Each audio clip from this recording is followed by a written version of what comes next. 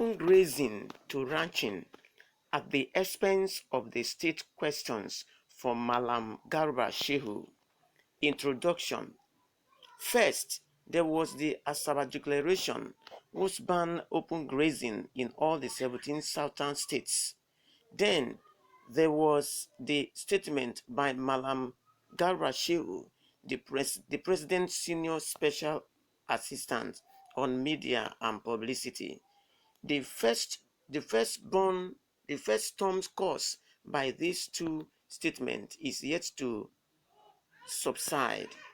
In the social media, ordinarily scurrilous in the extreme, the floral has been completely over the top. However, the implication of these two statements for the country's future are so crucial that we must pause for breath and bring rationality, genuine patriotism, and social justice to the ongoing national conversation on the issues and raised by the two statements in the following main body of this piece. I raised questions about Garba Shehu's statement in four key areas: economic, procedural, social, ethical. Garba Shehu insists that in moving from open grazing to ranching in willing states, the federal government is now on the same page as the 17 southern state governors. I presume that this is because the federal government is no longer concerned about the ban on open grazing.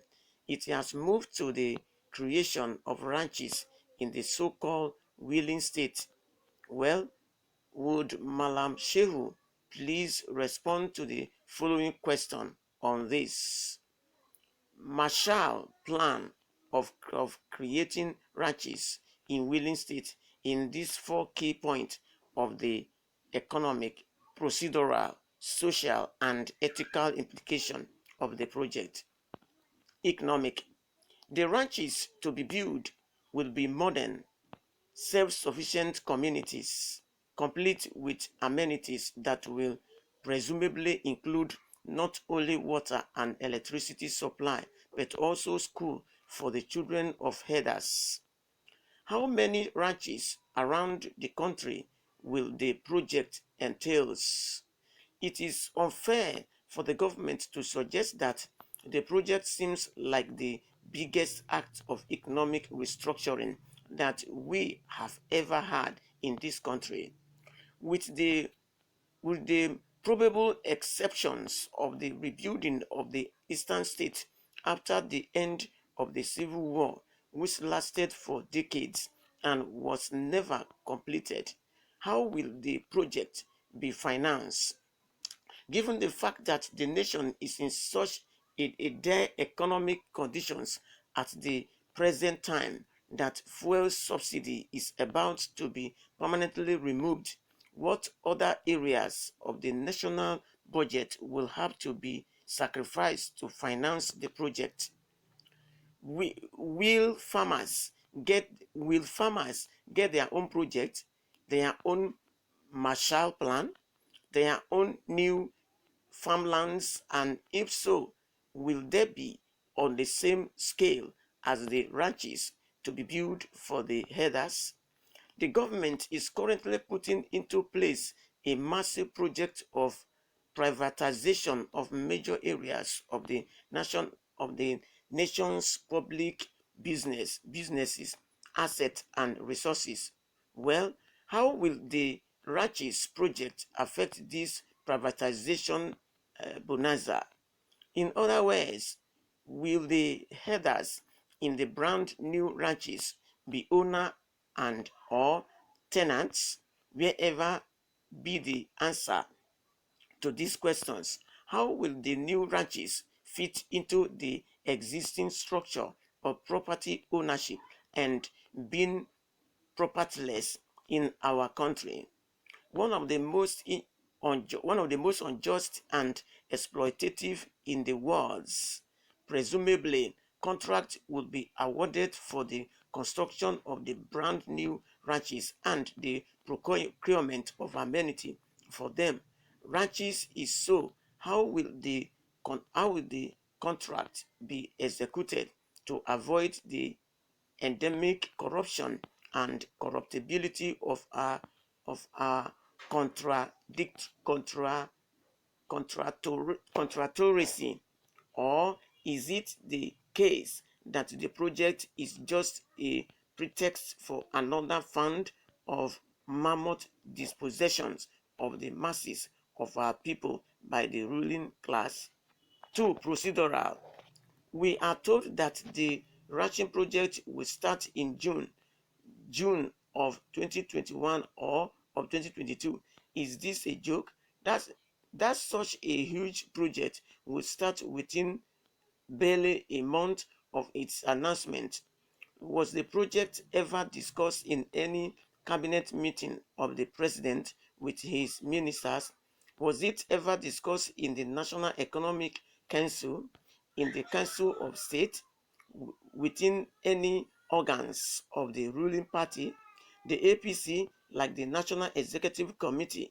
Indeed, does this project have any ideological and planning connection to the ruling party's programs and policing? Whose brainchild is the project, and who will be its Caesar with regard to Malam Shehu's mention of so-called willing states? Have some states already indicated their willingness to be willing states in which the ranches will be located? 3. Social. What will it take to transform headers into ranches, conceived as two separate and distinct modes of collective social identity and human community? As in many other parts of the world, the practice already exists in our country of headers who work for and with ranches. How will the exist patterns connect with whatever new patterns the government has in mind in the new projects? In his statement, Malam Shehu talks dismissively of terrorist headers. Will they be separated from non-terrorist peaceable headers? If so, will the terrorist headers be disarmed? If so, how will this be accomplished? By persuasion or by the use of the state institutionalized instrument of force and coercion? Are there any academic and professional experts who will be guiding the socialization processes through which the headers will be transformed into ranches? If so, who are they? Who not? If not, does the government think that the process will just take place naturally in the manner in which an excom grows into an oak? The creation of brand new ranches from the old headers, will the process be free of the great injustice and the perversiveness, predator, predator, predatoriness of our current way of life? Ethical. Is there an ethical basis to this project, or is it the case that the project is actually conceived to hide or disguise the communal moral and humanitarian emptiness that enable thousands of our countrymen and women, mostly farmers, to be massacred without their killers having ever been apprehended and prosecuted? This project comes in the wake of the worst security crisis in our country's protocolonial history, post-colonial history, a crisis whose basis is as ethical as it is also political, with the politics with the politics rotting to the core? Will the project be free of the political rottenness, lies, deceit, insecurity, fundamental lack of ordinarily human sympathy? This has been the aggregate ethical surrounding of the government response and the ruling party and the ruling class of the whole to the headers farmers crisis. Will this project lay this dispenser of all these ethical lapses to the rest? Well, that is the question being asked all over. I think it is left for the government to answer those questions. If not, we don't know the form in which the ranch will be built. If what it contained in this news is not seen, then it is no longer ranching and it will become something else. And if those people are going to be considered, the government have to consider all the tribes in Nigeria.